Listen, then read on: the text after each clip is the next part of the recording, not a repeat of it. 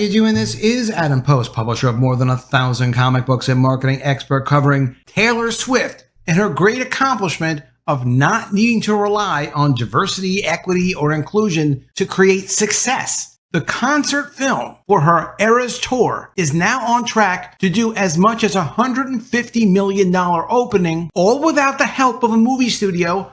Her team is doing it directly with theaters without movie studios, and that will be a bigger opening than any superhero film in 2023. What is she doing right? What are they doing wrong? Let's get into the story. Before we do, please be sure you are subscribed to the channel.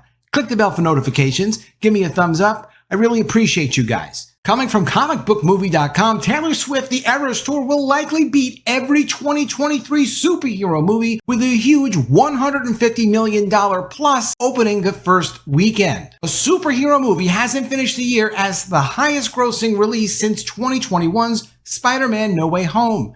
In 2022, Doctor Strange in the Multiverse of Madness was in fourth place behind Avatar: The Way of Water, Top Gun: Maverick, and Jurassic World: Dominion.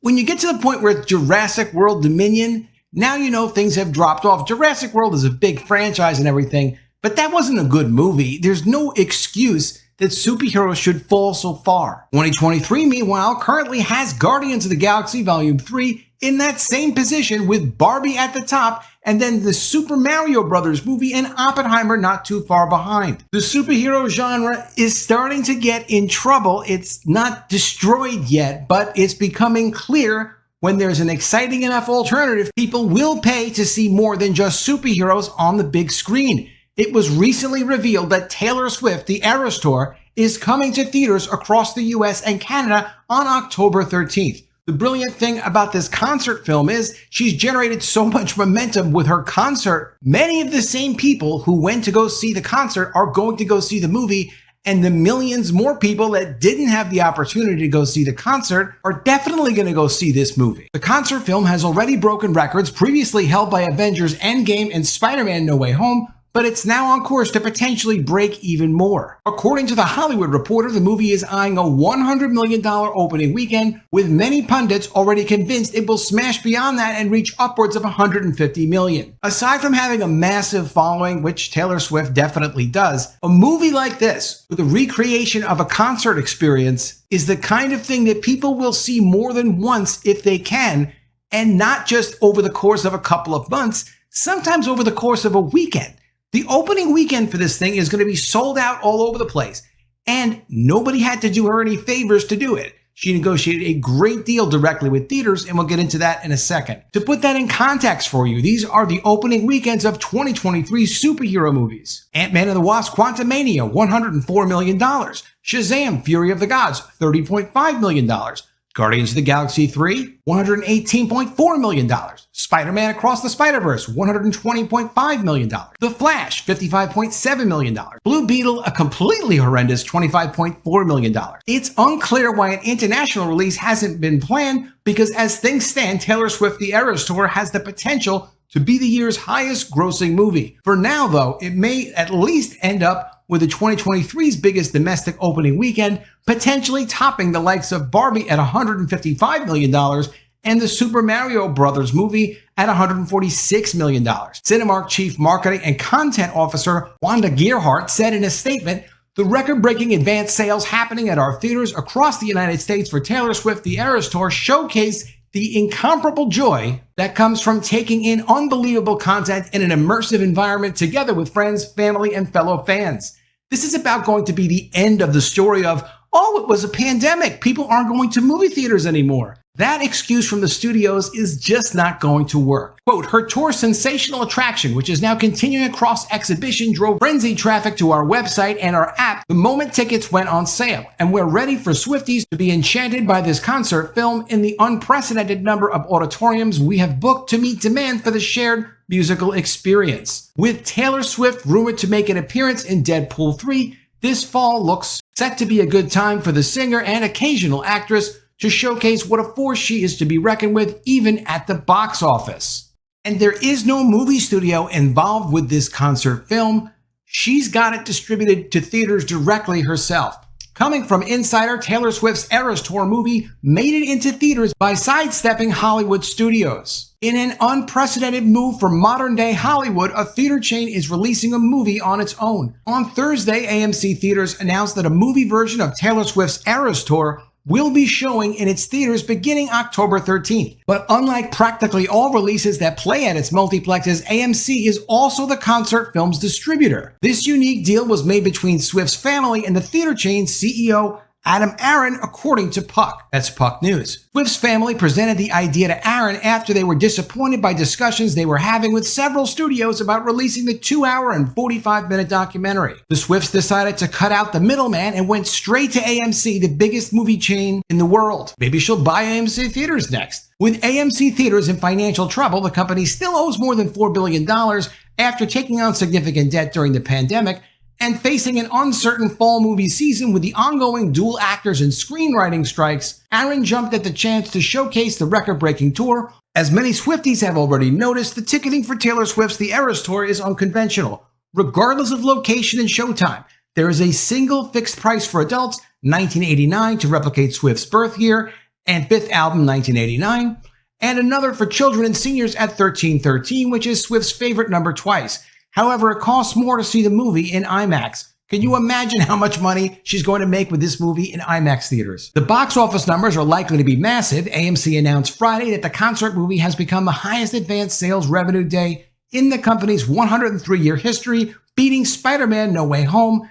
Theaters showing the movie will also be required to play it for a minimum of 4 weeks. Overall, the deal is great for AMC, but the chain won't be generating most of its revenue through the box office despite being the distributor. According to Puck, 43% of the box office revenue will go to the other theaters showing the movie, and the remaining 57% will be shared between the Swifts and AMC, with the Swifts likely taking the bulk of those profits. In comparison, Marvel's distributor, Disney, pockets 70% of MCU movies' opening weekend box office earnings. So as always, AMC and the other theaters releasing the movie will be leaning heavily into concessions.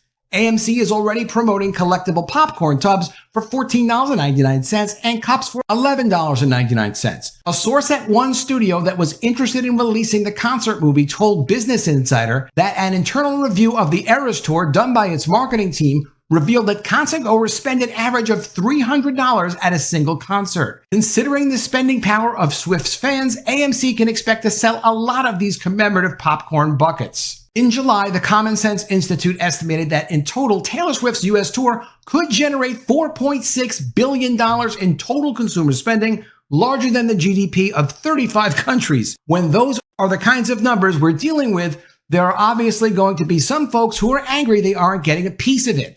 From movie studios to third-party movie ticket platforms, everyone was shocked by the announcement of Swift's concert film. They better wake up because things are changing. Distribution is not the same way it was, and a lot of people can create their own content and go direct to distribution.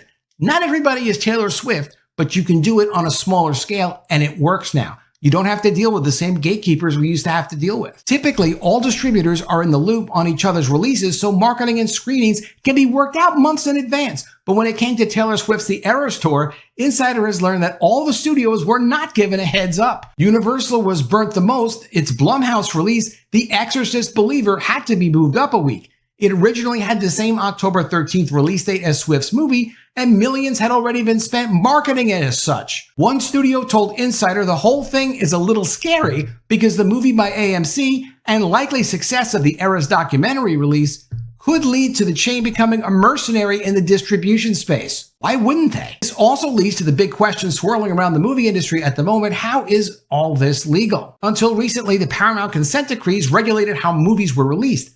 Back in the 1930s, the 8 major movie studios at the time had a monopoly on the industry because they made the movies and then also showed them through their own distribution and exhibition. Established in the late 1940s, the decrees made it illegal for a single entity to own both sides of the movie business, production and distribution. However, due to changing times, the decrees were terminated in 2020 under the Trump administration, although there are still antitrust rules in place. The Swift family's deal with AMC brings into question issues about price fixing and denying competitors access, but the latter seems to not be a major issue anymore. While AMC was ahead of everyone, it's not the only theater chain that will have showings of Taylor Swift The Eras Tour. Major chains, Regal and Cinemark, will also be screening it, and distributor Variance Films has been brought on to book the documentary at mid-level chains and independent movie houses. It will be interesting to see how the industry adapts to this unique release, which will likely be the talk of Hollywood through the fall. Hollywood's totally surprised because they're not needed anymore. She is that big, and when you are that big, you can kind of do whatever you want. There's nothing illegal about her distributing her own film. And as people start to look at AMC Theaters and say, oh, what a stupid company, nobody needs to be a movie theater chain. Well, they have this distribution deal. They're showing it in their theaters, and they're also making money helping to distribute it to other theaters. Maybe it's not such a bad business to own distribution. But the bottom line of it is Taylor Swift did an amazing job with her tour. People went to go see it. They spent millions upon billions of dollars there. They'll spend millions more, and probably more than $1 billion, on her worldwide documentary release. Let me know what you think of all this in the comments below. Do you agree it's fascinating she doesn't need any help from any diversity, equity, or inclusion hustlers? She's able to be successful on her own and sets a pretty good example for that. Always love to see your ideas. Please be sure you are subscribed to the channel. Click the bell for notifications. Give me a thumbs up. And I'll see you again soon with another video. And if I don't see you, I will miss you.